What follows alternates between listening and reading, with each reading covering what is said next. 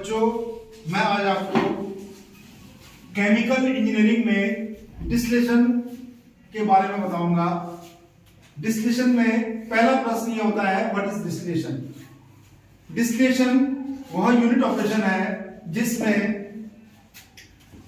एक binary mixture में से हम उसमें उपस्थित कंपोनेंट को अलग अलग करते हैं। ये सेपरेशन हमारा बॉइलिंग पॉइंट डिफरेंस के आधार पे या वोलेटिलिटी डिफरेंस के आधार पे होता है। वोलेटिलिटी अर्थात कंपोनेंट की वाष्पशीलता। दूसरा आता है कि हमारे पास डिस्टिलेशन के कितने कॉमन मेथड हैं। एक है साधारण डिस्टिलेशन, दूसरा है फ्लैश और इक्विलिब्रियम डिस्टिलेशन, और तीसरा है फ्रैक्शनल डिस्टिलेशन और रेक्टिफिकेशन डिस्टिलेशन। फ्रैक्शनल डिस्टिलेशन में मैं आपको बताऊंगा कि फ्रैक्शनल डिस्टिलेशन हमारा कैसे होता है। फ्रैक्शनल डिस्टिलेशन करने के लिए हम जो है एक फ्रैक्शनेटिंग कॉलम होता है जिससे फ्रैक्शनल डिस्टिलेशन होता है। इस फ्रैक्शनेटिंग कॉलम में फीड दी जाती है। ये फीड लाइन है, ये जहां पर जिस प्लेट में ये प्लेटें हैं और ये कॉलम है पूरा, ये एक्यूमुलेटर है, ये कंडेंसर है और ये डिस्टिलेट की लाइन है जो हमारा प्रोडक्ट होता है, फाइनल प्रोडक्ट। इसे डिस्टिलेट भी कहते हैं और ये हमारा प्रोडक्ट, ये हमारी रिक्वायरमेंट है, ये प्रोडक्ट है। और ये बॉटम प्रोडक्ट है, ये रिबॉयलर है। अब मैं इसमें बताता हूं आपको कि इसमें डिस्टिलेशन या सेपरेशन कैसे होता है। फीड में मान लीजिए दो कंपोनेंट हैं, एक ए है एक बी है। ए जो है मोर वोलेटाइल और ये लेस वोलेटाइल कंपोनेंट है। जो मोर वोलेटाइल कंपोनेंट ए है ये हमारा टॉप प्रोडक्ट डिस्टिलेट के रूप में निकलेगा और लेस वोलेटाइल कंपोनेंट हमारा बॉटम प्रोडक्ट के रूप में निकलेगा। परंतु जो मोर वोलेटाइल कंपोनेंट ए है इसके साथ हमारा लेस वोलेटाइल कंपोनेंट जो हमारा है वो भी मोर वोलेटाइल कंपोनेंट के साथ कॉलम के टॉप से प्राप्त हो जाता है। और इसी प्रकार कॉलम की बॉटम में हमारा कुछ हिस्सा मोर वोलेटाइल कंपोनेंट का भी मिलता है। इस तरह से हमें इस कॉलम से हम ए की प्योरिटी यहाँ पे डिस्टिलेट के रूप में बढ़ाते हैं। इसके लिए हम क्या करते हैं कि हम यहाँ पर फीड देते हैं। फीड देने के बाद ये फीड प्लेट है, फीड प्लेट से ये मटेरियल जो है डाउन कवर से होते हुए इस तरह से यहाँ कॉलम की बॉटम में आ जाता है। कॉलम की बॉटम में हम एक लेवल मेंटेन करते हैं, जो लेवल हमारा रिबॉयलर की जो स्टीम की कॉइल है उसके लेवल से, स्टीम की कॉइल से थोड़ा ऊपर होना चाहिए। रिबॉयलर के बारे में अभी थोड़ी देर में बताऊंगा। रिबॉयलर का ये इस तरह की फिगर होती है। अब क्या होता है कि जब हम यहां से ये लेवल मेंटेन कर लेते हैं उसके बाद हम स्टीम खोलते हैं। जब हम स्टीम खोलेंगे तो इस रिबॉयलर के अंदर उपस्थित जो लिक्विड मिक्सचर है वो बॉयल होने लगेगा।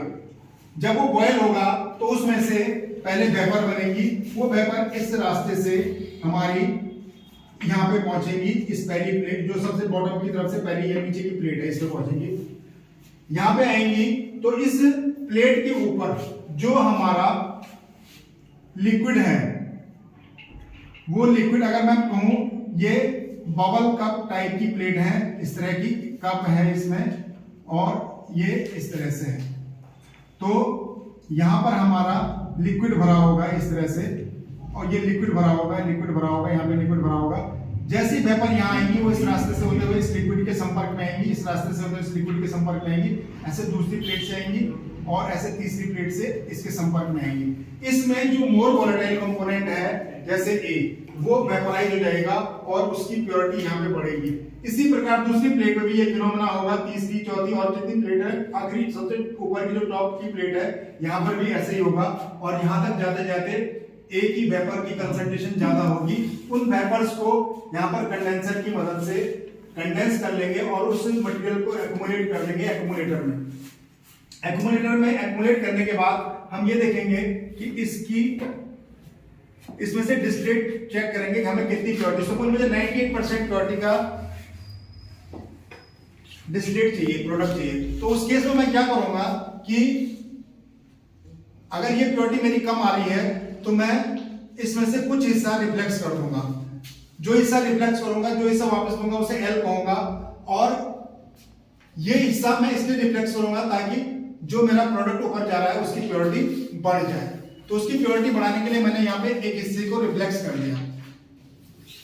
ये हिस्सा मैक्सिमम इसमें ए प्रोडक्ट का ज्यादा पार्टिसिपेट होगा, एक कंपोनेंट ए ज्यादा होगा as compare to the B component. जब ये यहां पर जाएगा, इस प्लेट में जाएगा, तो इसमें बी जो है लेस वोलेटाइल कंपोनेंट है, वो इसका वो कंडेंस हो जाएगा, और कंडेंस होके डाउन कमर्स के रास्ते से नीचे आ जाएगा, और जो मोर वोलेटाइल कंपोनेंट ए है वो पुनः वेपोराइज हो जाएगा। और इस प्रकार यहां पर क्या होता है, हर प्लेट में जो मोर वोलेटाइल कंपोनेंट है वो अपनी